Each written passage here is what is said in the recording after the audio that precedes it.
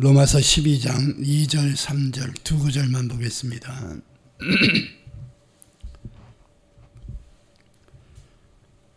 함께 합독해서 읽습니다.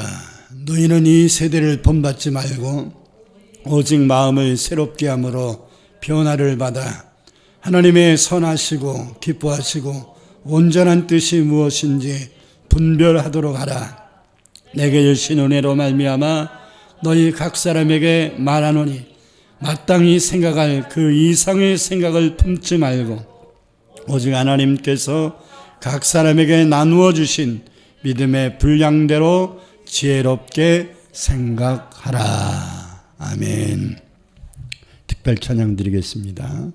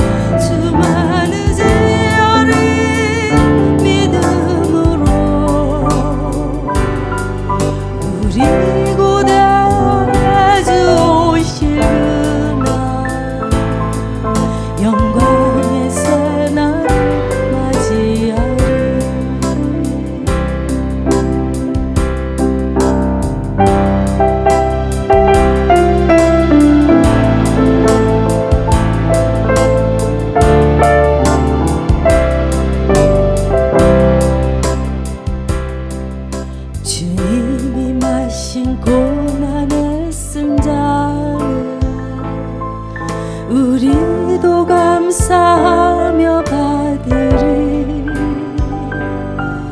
주님의 남은 고난 채워가며 예수와 복음 위에 살리라. 선한 능력으로 일어서리. 주만을 지하리 믿음으로. 우리 고대 아주 오실 그날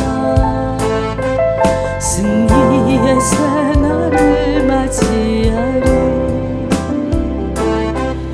예수와 복음 위에 살리라. 예수와 복음 위에 살리라.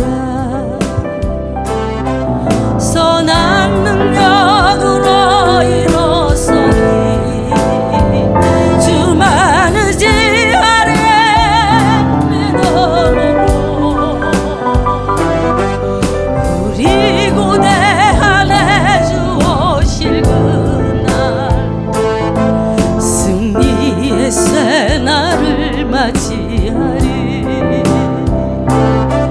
승리의 새날을 맞이하리.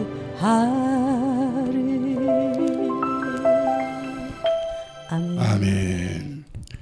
사랑의 주님, 우리가 정말 새롭게 되기를 원합니다. 주의 성령의 능력을 힘입기를 원합니다. 보네포 목사가 환경 보지 않고 사람 보지 않고 오직 주님만 바라보고 주의 약속의 말씀만 붙잡고 일어난 것처럼 우리들이 그리 일어날 수 있도록 용기를 주시고 새 힘을 주옵소서. 오늘도 주께서 주신 말씀 듣기를 원합니다.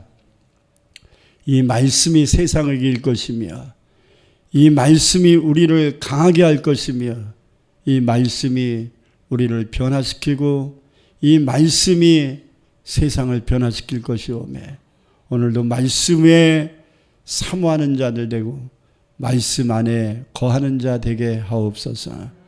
부족한 종의 자치는 십자가 뒤에 완벽하게 가려주시고 오직 주께서 전하고자 원하시는 말씀만을 대언케 하옵소서. 예수님 이름으로 간절히 기도합니다. 아멘. 할렐루야. 로마서 12장 2절 3절의 말씀은 우리가 너무나 잘 알고 있는 말씀임에도 불구하고 너무나 잘 안 지켜지고 있는 말씀 중에 하나입니다. 너희는 이 세대를 본받지 말고 오직 마음을 새롭게 함으로 변화를 받아서 하나님의 무엇을 선하다 여기시는지 무엇을 기뻐하시는지 무엇이 온전하신 뜻이라고 말하는지 그것 좀 분별하도록 해라 이렇게 하신 말씀인데 그것도 너희들의 그 믿음의 수준 가지고 살아라 이런 말씀인데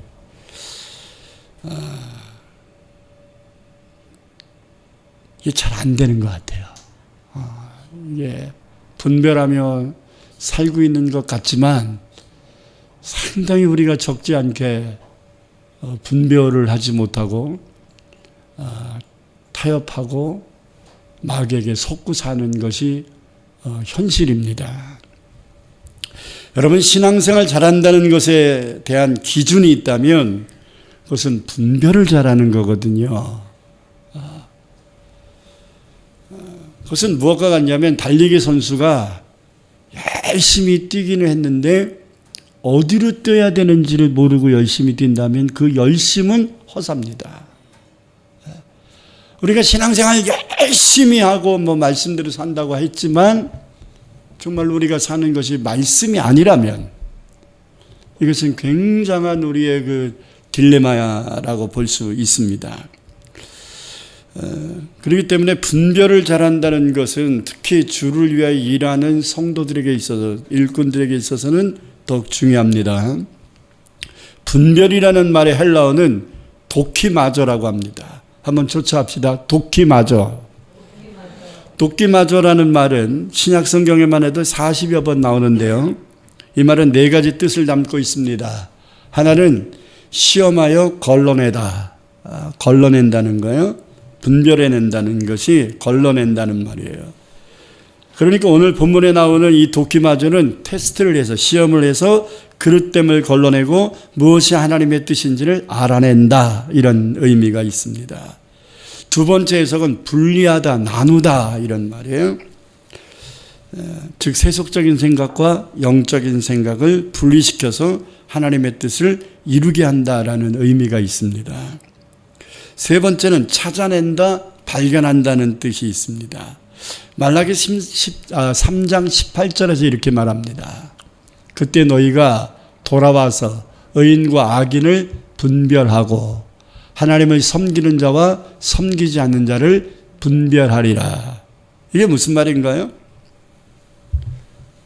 분별한다는 말은 누가 악인인지, 누가 의인인지, 누가 하나님 섬기는 자인지, 누가 섬기지 않는 자인지 하나님이 찾아낼 거다 이 말이에요. 아멘. 그래서 도끼마저라는 말은 찾아낸다, 발견한다. 그 다음에 네 번째는 깨닫는다는 의미도 있어요. 분별한다라는 것은 깨닫는다. 마태복음 16장 3절을 보겠습니다. 아침에 하늘이 붉고 흐리면 오늘은 낮이 굳겠다 하나니 너희가 날씨는 분별할 줄 알면서 시대의 표적은 분별할 수 없느냐. 이 말은 야 날씨 보고서 오늘 날씨 좋겠네, 오늘 날씨 흐리겠네 이런 거 알지 않냐 하면 하물며 시대의 이런 표적들 하나님이 말세의 징조들을 보여주셨는데 왜 몰라 이런 뜻이잖아요. 그러니까 여기서 분별이라는 단어, 이 도끼마저라는 뜻은 뭐냐면 하나님의 뜻을 깨달아 알 수 있다라는, 알 수 있다. 아멘. 이 네 가지가 모두 성경이 말하고 있는 분별, 도끼마저입니다. 오늘을 살고 있는 저와 여러분들은 반드시 분별하는 믿음을 가져야 합니다. 다시 요약하면 분별이란 시험하여 그릇됨을 걸러내고 무엇이 하나님의 뜻인지를 찾아내는 겁니다. 그리고 세속적인 생각, 그리고 영적인 생각을 잘 분리시켜서 하나님의 뜻을 이루는 것이 분별입니다. 또한 분별이란 하나님이 하시는 일을 보고 이것이 하나님 뜻이구나 라고 깨달아 아는 것, 이게 분별이에요. 이거 모르면 분별하지 못하는 무분별한 삶을 사는 것입니다. 그러므로 분별이란 한마디로 하나님의 뜻이 무엇인지를 확실히 알고 판단하는 것, 이게 분별이에요. 더 나아가서 분별한다 이런 말은 하나님의 뜻을 깨달아서 그 뜻을 이루기 위하여 우리가 모든 것을 올인한다, 결단한다 이런 의미일 것입니다. 그러나 이런 분별은 우리의 힘과 노력으로 잘 되지 않습니다. 그래서 고린도전서 2장 13절에서는 이렇게 말합니다. 우리가 이것을 말하거니와 사람의 지혜가 가르친 말로 아니하고 오직 성령께서 가르치는 것으로 하니 영적인 일은 영적인 것으로 분별하느니라. 여러분, 하나님이 하신 일을 우리 머리로 분별 못한다는 거예요. 우리의 생각으로 안 된다는 거예요. 영적인 것은 영으로 분별한다는 거예요. 성령의 도우심을 받아야 된다는 거예요. 성령의 조명이 있어야 된다는 거예요. 그래서 고린도전 12장 10절에 보면 성령의 9가지 은사가 나오는데 그 중에 하나가 영을 분별하는 은사라고 기록되어 있습니다. 요한일서 4장 1절을 보겠습니다. 사랑하는 자들아, 영을 다 믿지 말고 오직 영들이 하나님께 속하였나 뭐하라고요? 분별해라. 왜? 많은 거짓된 자들이 세상에 있기 때문이다. 나와 있기 때문이다. 분별해야 된다는 거예요. 요즘 분별 못하니까 이단으로 많이 빠지잖아요. 네. 가장 중요한 은사 중 하나고 하나님의 일꾼들에게 반드시 갖춰야 될 은사가 바로 분별의 은사입니다. 특히 목회하는 사람들은요, 이 영분별을 하지 못하면 목회를 하지 말아야 돼요. 여러분 들은 목회자가 아니라서 아멘을 못하는 거죠. 뭐가 하나님의 뜻인지 뭐가 하나님의 뜻이 아닌지를 모르는데 어떻게 목회할 건? 뭐가 마귀 역사고 뭐가 하나님의 성령의 역사인지를 모르는데 어떻게 영혼을 살릴 건데?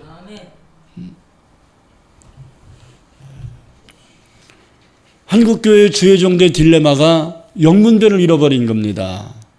그래서 상당한 혼란에 빠졌어요. 얼마나 영을 분별하지 못하면 목사들이 신천지에 빠지고 하나님의 교회라는 이단에 빠집니까? 혼란입니다. 저는 코로나가 문제가 아니라고 생각해요. 코로나를 통해서 한국교회가 민낯이 드러난 것이 문제입니다. 내 안에 있는 생각이 하나님이 주신 것인지 마귀가 준 것인지 분별하지 못하면 뭐가 같냐면 전쟁이 일어났는데 누가 우군인지 누가 적군인지를 분별하지 못하는 거예요. 그러면 그 전쟁은 하나만 합니다. 그러므로 마귀가 우리에게 여러 가지 생각들을 넣어줄 때 이걸 분별하지 못한다면 우리는 가룟 유다가 되어서 마귀의 종이 될 수밖에 없을 것입니다. 그러면 우리는 무엇을 분별해야 될까? 하나님을 잘 믿고자 원하는 저와 여러분은 무엇을 분별해야 될까? 여러 가지가 있겠지만 제가 간략하게 4가지만 좀 말씀을 드리려고 합니다. 4가지를 좀 잘 분별해야 돼요. 제가 이 4가지를 얘기하는 거는 믿음이 좋은 것 같은 사람들도 이게 분별이 잘 안 되는 것 같아서 말씀을 전하는 거예요. 이게 믿음인가 욕심인가 이거 분별해야 돼요. 학생이 하나님 제가 전교 1등 할 수 있게 해주세요 라고 기도를 했어요. 이거 믿음인가요 욕심인가요? 욕심인가요? 왜 그렇게 생각하죠? 믿음일 수도 있고 욕심일 수도 있어요. 그죠? 믿음이나 욕심이 가지고 있는 공통점이 같습니다. 내 힘으로 안 되는 것은 하나님의 도우심을 얻으려고 하는, 더 이루려고 하는, 이거거든요. 그렇기 때문에 공통점이 같기 때문에 많은 사람들이 욕심을 믿음이라고 착각해서 마귀에게 속는 경향이 있어요. 똑같이 자신의 힘으로 안 되는 것을 얻으려고 하나님께 구할 때 무엇이 욕심이고 무엇이 믿음일까? 그것은 먼저 욕심의 정의를 알면 되는 거예요. 욕심이란 자신이 원하는 것을 과하게 추구하는 것, 이게 욕심이잖아요. 그렇죠? 쉽게 설명하면 노력은 조금 하는데 열매는 많이 얻으려고 하는 것, 이게 욕심이잖아요. 자, 그러면 공부는 하기 싫은데 전교 1등을 하기 위해서 하나님께 열심히 기도한다? 믿음의 욕심이에요? 기준이 뭡니까? 내가 하려고 하지 않고 하나님께 떠맡기면서 얻으려고 하는 것, 이게 욕심이에요. 기도 열심히 한다고 공부 잘하는 게 아니에요. 공부를 잘하기 위해서 기본은 뭐예요? 기도를 잘하는 것이 이전에 뭐를 열심히 해야 돼요? 공부를 열심히 노력을 해야죠. 노력하는데 안 되는 부분을 기도해서 공급받는 것이지, 노력을 안 하면서 하나님께 기도만 하는, 이건 욕심이라 이 말이에요. 그것은 아무리 기도를 많이 해도 믿음이라고 말할 수 없단 말입니다. 남편을 사랑하는 마음이 없는데 기도할 때마다 내 남편 변화시켜달라. 그 이유는 뭐지요? 사랑하지 않는 남편 변화돼서 뭐 할 건데? 그러면 남편 변화되게 해달라고 기도하는 그 중심에는 나 편하기 위함 아닌가요? 남편이 정말 변화되기를 원하는 남편을 사랑하는 마음이 기초가 돼야 되는데, 저 사람 때문에 나 힘들어 죽겠어. 하나님 저 사람들 변화시켜주세요. 나 못 살겠어요. 그러니까 기준이 누구예요? 나잖아. 그러니까 이건 믿음이 아니고 남편의 변화를 위해서 기도하는 좋은 대의명분과 기도 제목을 갖고 있지만 욕심인 거예요. 남편 사랑하지도 않으면 남편 변화달라고 기도하는 그 기도를 왜 하나님이 응답하셔야 되는데. 그러니까 우선순위를 바꿔야 돼요. 우선순위를. 믿음으로 기도하는 것 같지만 그것이 믿음이 아니라 욕심인 것은 하나님의 영광을 구하지 아니하고 정말로 영혼을 사랑하는 마음에 근간하지 않고 나를 위한 거예요. 어떤 분은 하나님 이번 명절에 시댁을 안 내려가게 해 주시옵소서. 그렇게 기도했어요. 그래서 왜요? 시댁 내려가면 뭐 제사도 해야 되고 뭐도 해야 되고 막 이래. 근데 가만히 들어보면 시댁 가면 일할 게 쌓여서 그런 거야. 그러고서 어떻게 시댁을 전도할 건가요? 욕심으로 구하면 하나님은 응답하지 않습니다. 도리어 기도하고 더 죄를 질 뿐입니다. 야고보서 4장 2절 3절 읽겠습니다. 너희는 욕심을 내어도 얻지 못하여 살인하며 시기하여도 능히 취하지 못함으로 다투고 싸우는도다. 너희가 얻지 못한 것은 구하지 않았기 때문이요 구하여도 받지 못한 것은 정욕으로 욕심으로 쓰려고 잘못 구했기 때문이다. 계속해서 야고보서 1장 14절 16절을 보겠습니다. 오직 각 사람이 시험을 받는 것은 자기 욕심에 끌려 미혹된 것이니. 욕심이 잉태한 즉 죄를 낳고 죄가 장성한 즉 사망을 낳는 그 다음이 중요해요. 내 사랑하는 형제들아 뭐하지 말아라. 속지 말라. 속지 말아라. 욕심 가지고 기도하면서 이거 믿음이라고 착각하지 말아라.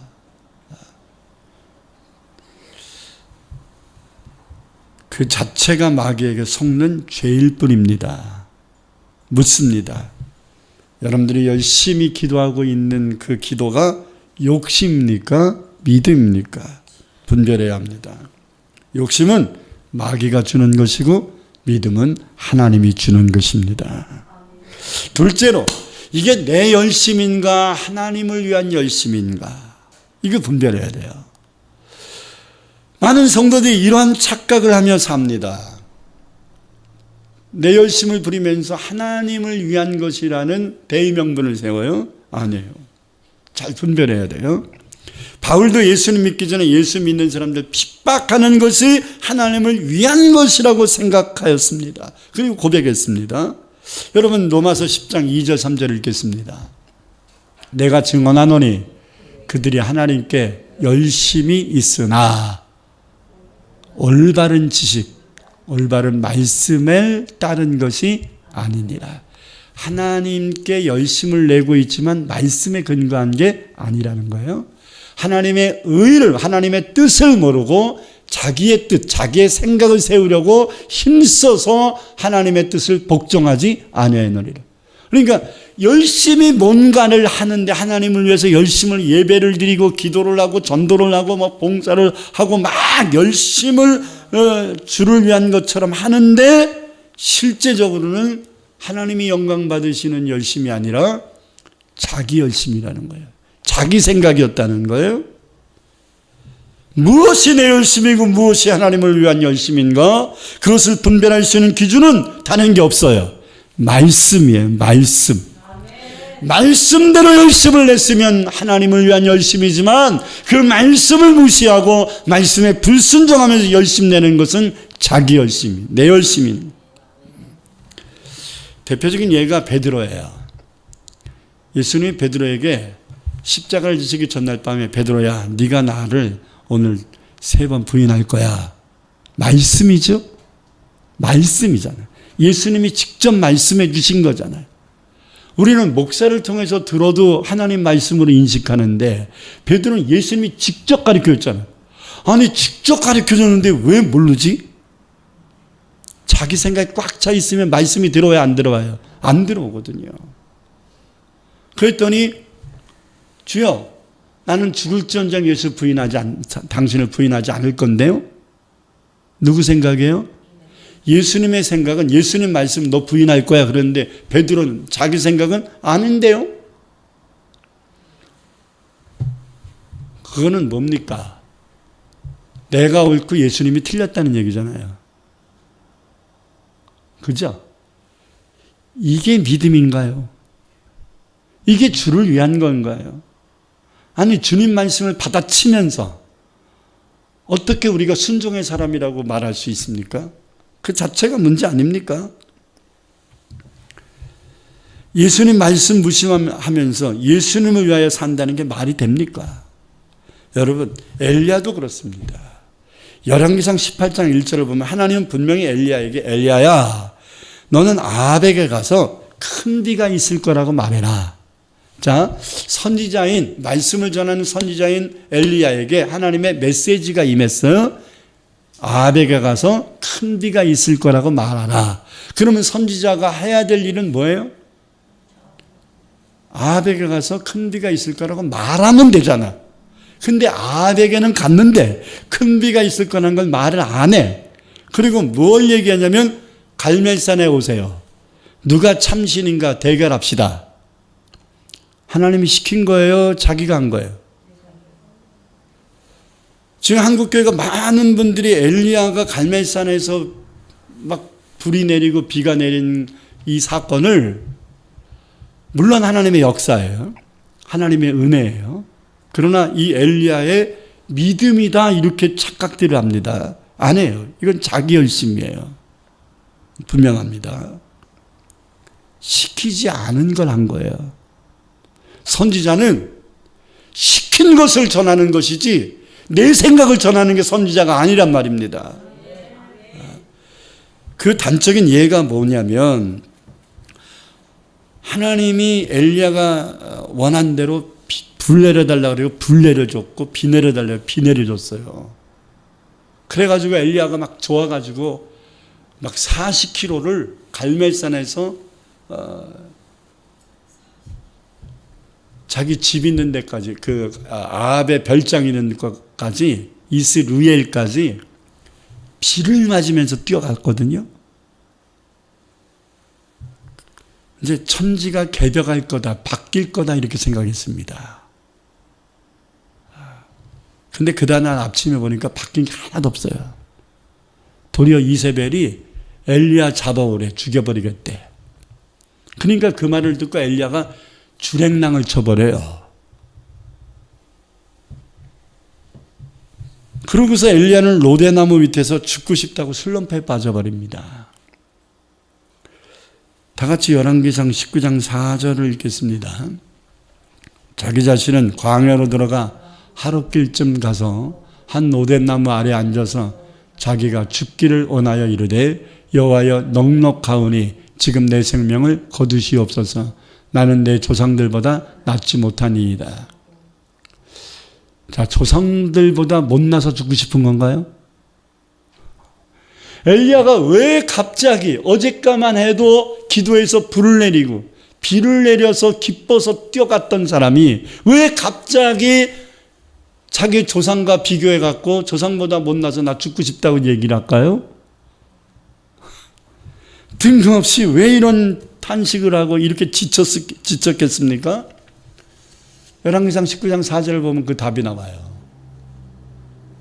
14절 보면 그가 대답하되 내가 만군의 하나님 여호와께 열심히 뭐하다고요?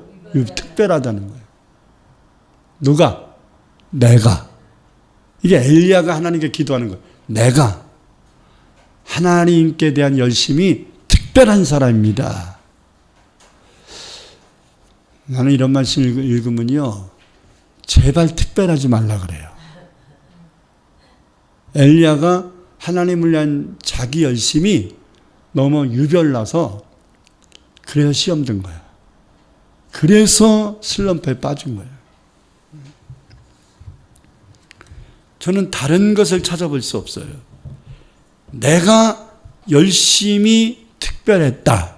여기에 문제가 있다는.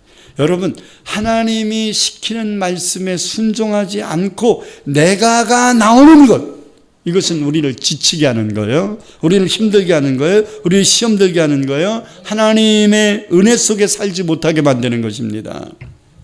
하나님 말씀에 순종하는 사람은 내가가 나오질 않아요.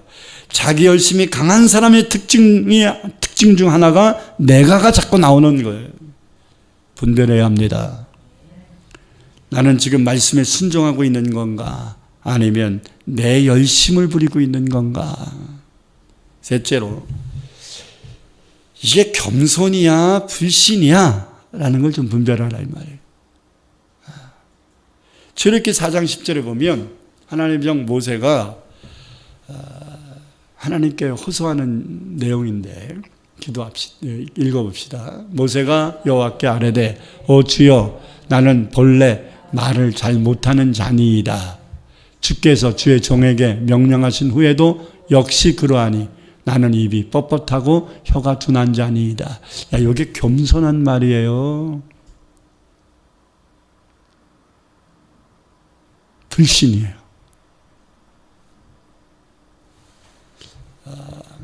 주께서 주의 종에게 말씀하신 후에도 역시 그러하되. 자, 이것은 하나님을 무능력하게 만든 거죠. 전능하신 하나님이 말씀하셨어도 나 원래 말 못해요. 나 그거 못해요. 왜? 나 입술이 뻣뻣한 자잖아요. 하나님이 나보고 이거 하라 그래도 나 못해요. 자, 겸손인가요? 언뜻 보면 굉장히 겸손한 것처럼 해요. 아니 말주변 없어서 말주변 없다는 게 뭐가 문제인가? 이런 생각이 들잖아요. 아 능력 없어서 능력 없대는데 그 다음 말씀 읽으면 확실합니다. 11절부터 13절 보겠습니다. 여호와께서 그에게 이르시되 누가 사람의 입을 지었느냐? 누가 말 못하는 자나 못 듣는 자나 늘 밝은 자나 맹인이 되게 하이나 나 여호와가 아니냐? 이거 하나님은 전능한 자라는 거죠. 이제 가라. 내가 내 입과 함께 있어서 할 말을 가르치. 이쯤이면은 그래야 되잖아요. 근데 13절에 뭐라 그럽니까? 모세가 이르되 오 주여 보낼 만한 자를 보내서. 이건 거부잖아. 거부. 겸손이에요? 거부예요? 거부죠. 여러분 하나님의 말씀에 거부를 하면서 불순종을 하면서 겸손하다고 착각하면 된다 안 된다? 안 된다.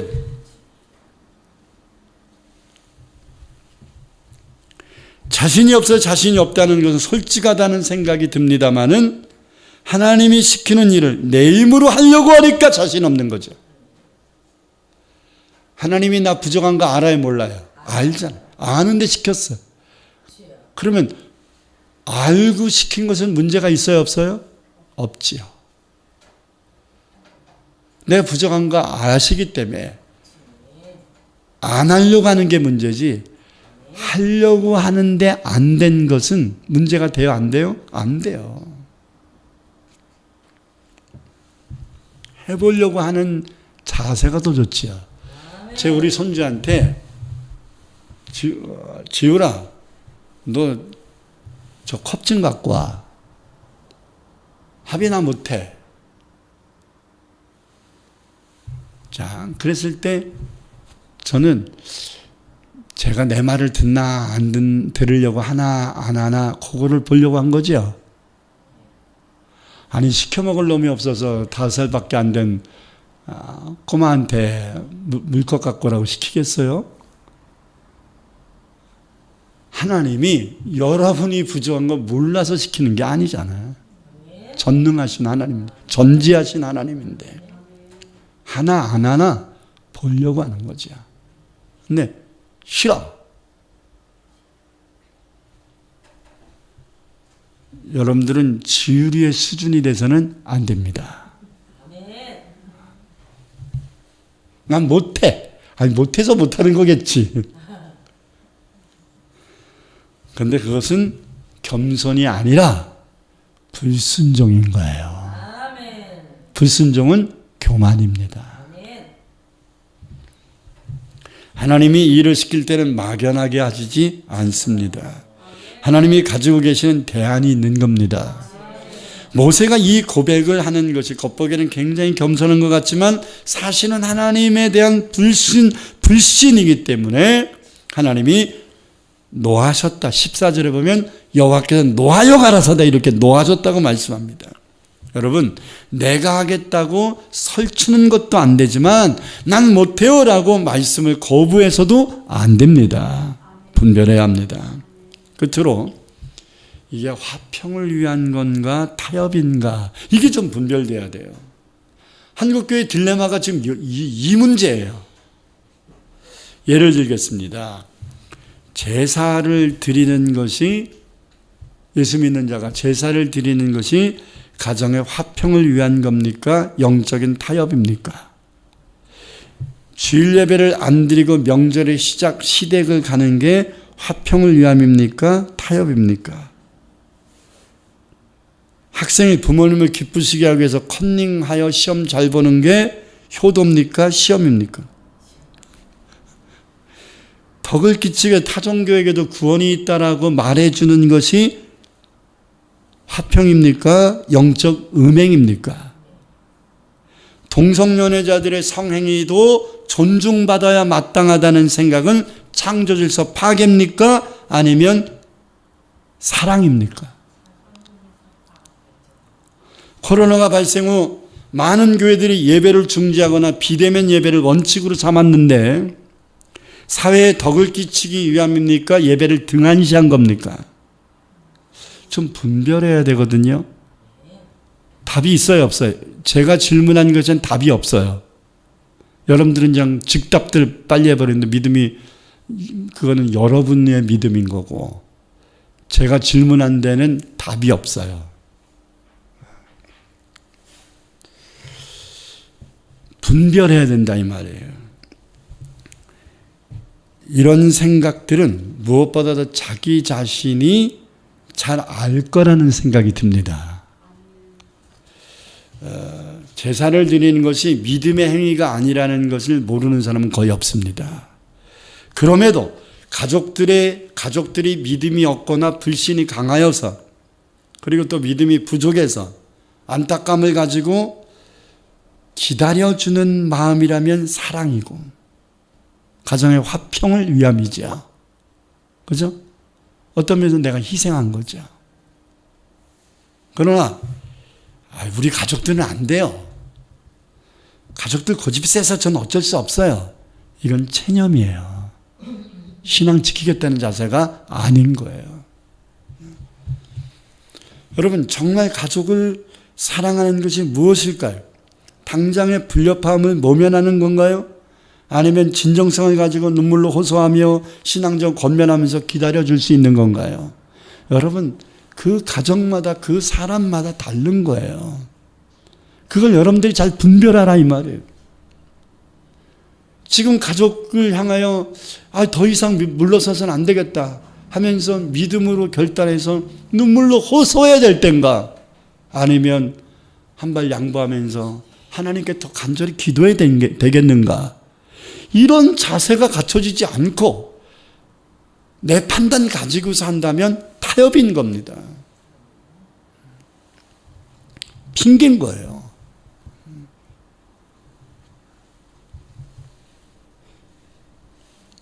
기다려주는 것도 사랑입니다. 그러나 가족을 사랑하여 기다려주는 것인지 내가 힘들어질까봐 타협하는 것인지는 좀 분별해야 되지 않겠느냐 이 말이에요. 여러분, 비대면 예배 드리는 것이 문제가 아니라 대면으로 예배를 드리다가 감염될 것이라는 두려움이 우리들의 예배의 자세를 흩은 것이라면 그것은 본질이 틀어진 거예요. 저는 지난 한 주간 동안 발생한 매일 지금 30명에서 60만 명까지 30만 명에서 60만 명까지 매일 발생했잖아요. 지난 일주일 동안 한 300만 명이 거의 발생했는데, 그래서 요 위기는 좀 기저질환이 있는 분들이나 좀 가족들이 좀 우려하는 집들은 좀 자제할 필요는 있겠다, 이런 생각이 들어서 제가 몇몇 분들한테는 이번 주에는 좀 집에서 예배 드렸으면 좋겠습니다, 이렇게 권면을 했습니다. 제가 지난주에도 좀 갈등을 하다가 그랬었는데, 내가 이거 불신인가? 저도 헷갈렸었어요. 근데 제가 지난 주일 저녁에 감염이 됐어요. 그래서 지금 일주일 돼서 이제 됐는데, 그러면서 기도하면서 생각했습니다. 왜 이렇게 확산이 되지? 아니, 왜 이렇게 불 번지듯이, 산불 번지듯이 이렇게 번져지지? 하나님이 이제는 좀 면역을 주시려고 이제는 정부의 방책을 바꿔버려서 이제는 종결적으로 가는 것 같다라는 생각이 들었어요. 확진이 됐는데도 전화해서 설문조사만 이 핸드폰으로 하고 그 다음부터 연락도 없어. 문자 하나 보냈는데 치료의 해제니까 알아서 해제하세요. 그것만 달랑 보냈더라고요. 알아서 해제하라고. 그건 뭐예요? 네 알아서 다 해라. 너무 많으니까. 내가 그래서 이렇게, 왜 지난 2년 동안 이렇게 억압을 하고 이제 와서 이러는 거지? 그러면 재작년에 이렇게 확산됐다면 정부가 그렇게 뭐 전수조사니 이거 못됐겠네. 그럼 벌써 종결되고도 남았겠네.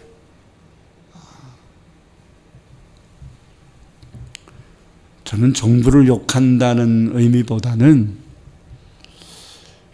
좀 분별을 못한 것 같다. 정부의 정책을 하는 사람들도 좀 판단 미스가 너무 많았고 정치 방역을 좀 한 것 같다라는 느낌이 좀 들어요. 저는 지난 한 주간 동안 발생한 수백만 명의 확진으로 인해 새삼 느낀 게 뭐냐면 코로나와 예배는 본질상 연관시킬 필요가 없었다는 거예요. 몸이 안 좋으면 집에서 드리면 되는 것이고 그렇지 않으면 나와서 예배 드리는 게 맞는 거 아닌가요? 그렇죠? 왜 건강한 사람들까지 다 예배를 못 드리고 그러냐는 말이에요. 왜? 두려움이에요. 두려움.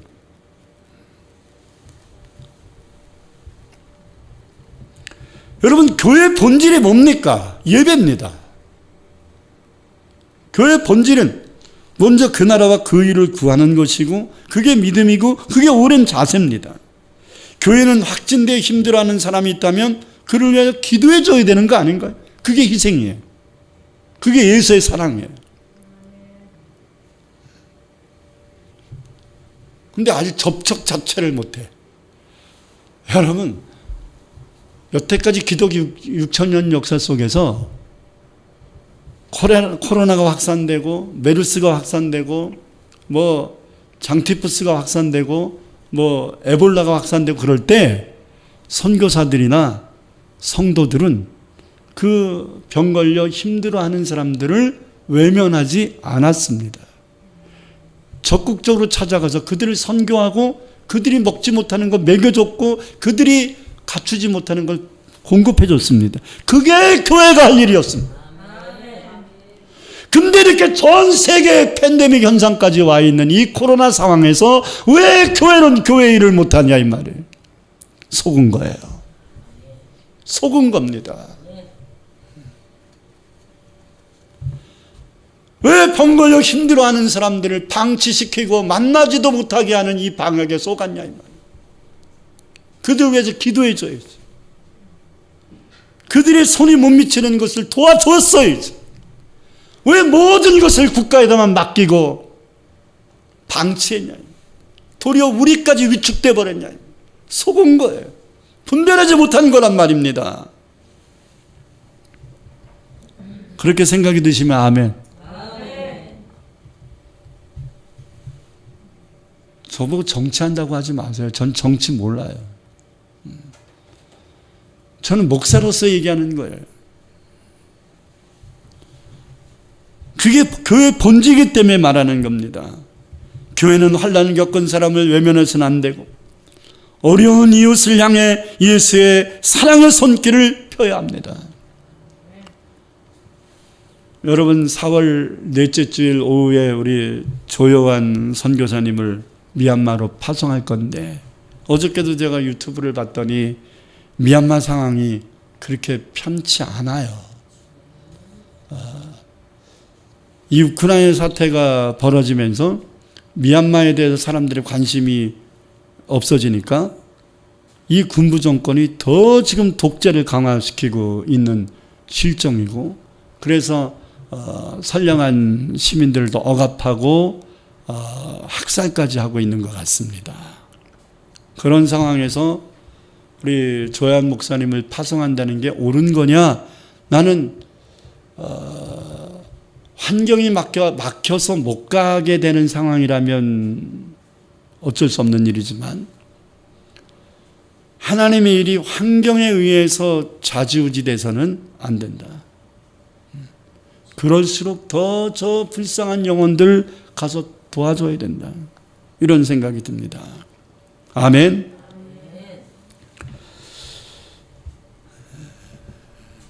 어려운 이웃을 향해서 예수님의 사랑의 손길을 우리 교회와 한국교회는 표현됩니다. 지난 2년 동안 한국교회는 너무 잘못된 처신을 한 겁니다. 하나님이 우리들의 연약한 믿음을 보시고 매우 마음이 아프셨을 것이라는 생각을 합니다. 마귀는 예수의 생명을 잃어버리고 있는 한국교회를 조롱했을지도 모릅니다. 이제는 분별해야 합니다. 이제는 일어나야 됩니다. 회복해야 합니다. 본질로 돌아가야 됩니다. 첫사랑을 되찾아야 합니다. 사명을 감당해야 됩니다. 다시 한번 분별해 보시길 바랍니다. 내가 하고 있는 기도가 믿음인가요? 욕심이었나요? 내가 노력한 것이 자기 열심이었습니까? 하나님 말씀에 입각한 삶이었습니까? 자기의 부족함을 말하는 게 겸손입니까? 하나님의 능력을 의지하지 않는 불신앙입니까? 덕을 끼친다는 명분으로 세상과 타협하려고 있는 것은 아니었을까? 주님은 우리에게 다시 한번 말씀하고 있습니다. 다시 한번 오늘 본 말씀 읽고 마치겠습니다. 너희는 이 세대를 본받지 말고 오직 마음을 새롭게 함으로 변화를 받아 하나님의 선하시고 기뻐하시고 온전한 뜻이 무엇인지 분별하도록 하라. 내게 주신 은혜로 말미암아 너희 각 사람에게 말하노니 마땅히 생각할 그 이상의 생각을 품지 말고 오직 하나님께서 각 사람에게 나누어 주신 믿음의 분량대로 지혜롭게 생각하라. 아멘. 두 손을 가슴에 얹겠습니다. 여러분 생각해 보세요. 여러분들이 기도한 게 믿음으로 한 건가요? 욕심으로 한 건가요? 타협이었나요? 사랑이었나요? 자기 열심이었습니까? 정말 하나님의 영광을 위해서 그리 한 겁니까? 내 부족함을 절감하는 것이 주님을 더 의지하는 믿음으로 나가는 겸손이었습니까? 아니면 하나님의 일을 하지 않는 불신앙과 불순종의 명분이었습니까? 여러분, 요즘 젊은 사람들이 동성연애를 하는 사람들 인권이라는 측면에서 끌어안으려고만 합니다. 결코 그래서는 안 됩니다. 분별해야 됩니다. 그들의 영혼을 버리라는 게 아니에요. 그들의 그릇된 삶을 회개시키자는 겁니다. 하나님 앞에 통성으로 하나님 분별하며 살게 해주세요. 너무나 혼란스럽습니다. 무엇을 어떻게 해야 됩니까? 하나님 나 좀 도와주세요 하면서 하나님 앞에 기도하겠습니다. 주여! 할렐루야. 나의 아버지 하나님 감사합니다. 오늘도 우리에게 주신 귀한 성령의 말씀을 마음판에 담습니다. 하나님 말씀만이 생명이고 말씀만이 능력이고 말씀만이 하나님의 뜻을 이룰 수 있는 힘입니다. 오늘 우리에게 주신 귀한 말씀 한 귀로 듣고 한 귀로 흘려버리지 않고 우리 마음판에 새겨 분별하는 자가 되게 하옵소서. 분별하게 하옵소서.